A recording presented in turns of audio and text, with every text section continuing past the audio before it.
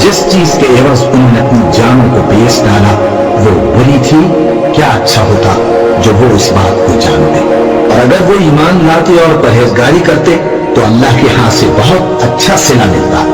क्या अच्छा होता जो वो इससे वाकिफ होते।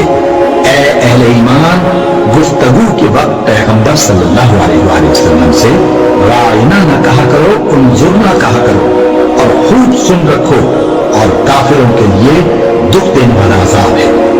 जो लोग काफिर हैं, अहले किताब या मुशरिक, वो इस बात को पसंद नहीं करते कि तुम लोगों पर तुम्हारे परवरदिगार की तरफ से खैर बरकत नाज़िल हो। और अल्लाह तो जिसको चाहता है अपनी रहमत के साथ खास कर लेता है, और अल्लाह बड़े फजल का मालिक है। हम जिस आयत को मंसूख कर देते या उसे फरामोश करा देते हैं तो उससे बेहतर या वैसी ही और आयत भेज देते हैं। क्या तुम नहीं जानते कि अल्लाह हर बात पर कादिर है? क्या तुम्हें मालूम नहीं कि आसमानों और जमीन की सल्तनत अल्लाह ही की है, और अल्लाह के सिवा तुम्हारा कोई दोस्त और मददगार नहीं। मुसलमानों, क्या तुम ये चाहते हो कि अपने पैगंबर सल्लल्लाहु अलैहि वसल्लम से उसी तरह के सवाल करो जिस तरह के सवाल पहले मूसा से किए गए थे? और जिस शख्स ने ईमान छोड़कर उसके बदले कुफ्र लिया तो यकीनन वो सीधे रास्ते से भटक गया। बहुत से अहले किताब अपने दिल की जलन से ये चाहते हैं कि ईमान ला चुकने के बाद तुमको फिर काफिर बना दें, हालांकि तुम पर हक जाहिर हो चुका है। तो तुम मुआफ कर दो और दरगुजर करो, यहां तक कि अल्लाह अपना दूसरा हुक्म भेजे। बेशक अल्लाह हर बात पर कादिर है। और नमाज अदा करते रहो और ज़कात देते रहो, और जो भलाई अपने लिए आगे भेज रखोगे उसको अल्लाह के यहाँ पाओगे। कुछ शक नहीं कि अल्लाह तुम्हारे सब कामों को देख रहा है। और यहूदी और ईसाई कहते हैं कि यहूदियों और ईसाइयों के सिवा कोई बहिश्त में नहीं जानेगा। ये इन लोगों के ख्यालात बातिल हैं।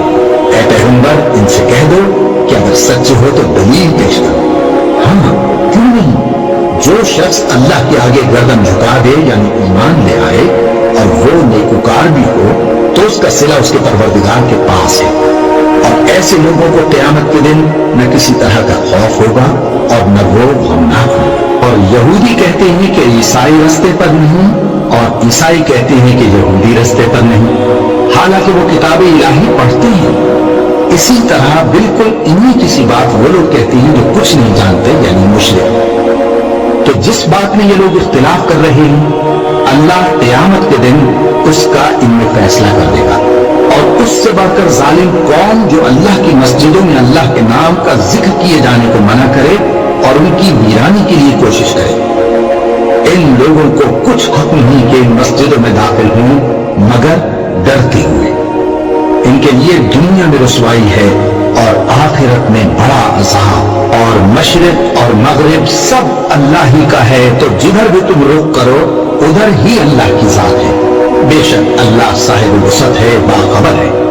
और ये लोग इस बात के कायल हैं कि अल्लाह औलाद रखता है।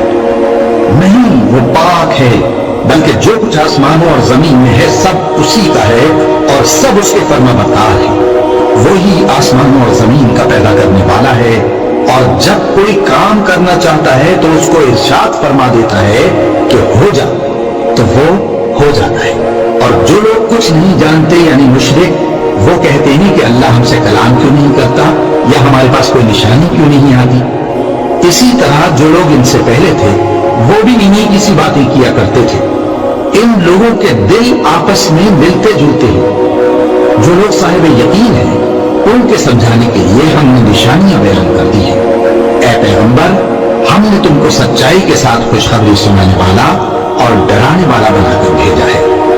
और अहले दोज़ख के बारे में तुमसे कुछ पुरसिश नहीं होगी, और तुमसे न तो यहूदी कभी खुश होंगे और न ईसाई, यहां तक कि उनके मजहब की पैरवी इख्तियार कर लो। इनसे कह दो कि अल्लाह की हिदायत यानी दीन इस्लाम ही हिदायत है।